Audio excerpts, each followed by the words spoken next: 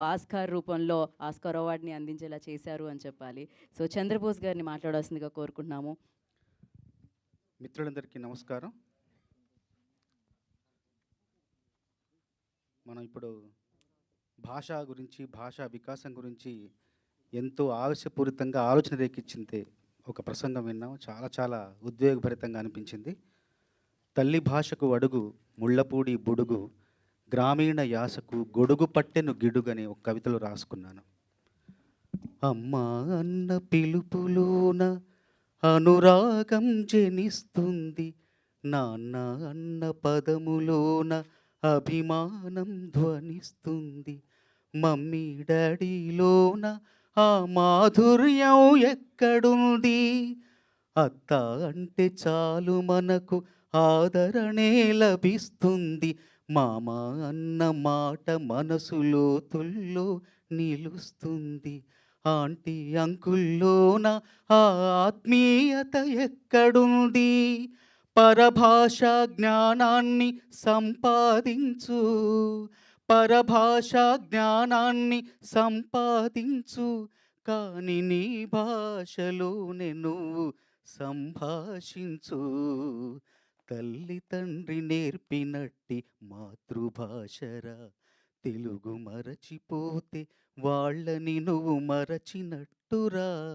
ఇది మరువబోకురా, కొమ్మల్లోని పక్షులన్నీ తమ కూతను మార్చుకోవు, భూమిపైన ప్రాణులేవి తమ భాషను మరచిపోవు, మనుషులమై మన భాషకు ముసుగును తగిలిస్తున్నాము, అభివృద్ధికి ఉండాలి నింగే హద్దు, అభివృద్ధికి ఉండాలి నింగే హద్దు, అది భాష ఆచారాలను మింగేయొద్దు, తల్లి తండ్రి నేర్పినట్టి మాతృభాషరా, ఉగ్గుపాల భాష పలికేందుకు సిగ్గుపడకురా, వెనక్కి తగ్గమాకురా, తెలుగు భాష తీయదనం, తెలుగు జాతి గొప్పతనం, తెలుసుకున్న వాళ్ళకి తెలుగే ఒక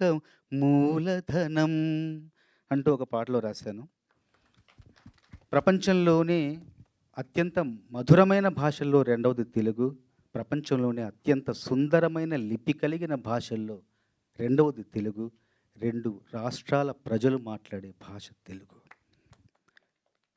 తెలుగు భాషలోని సౌందర్యాన్ని, మాధుర్యాన్ని, సౌరభాన్ని, గాంభీర్యాన్ని, వైభవాన్ని చాటి చెప్పేలా నా పూర్వాగములైన ఎందరో మహానుభావులు, ఎందరో కవులు ఎన్నెన్నో చక్కని పాటలను రచించారు. నేను కూడా నా 30 ఏళ్ల ప్రయాణంలో ఎన్నో చక్కని పాటలు రచిస్తూ, సృజిస్తూ ఉన్నాను.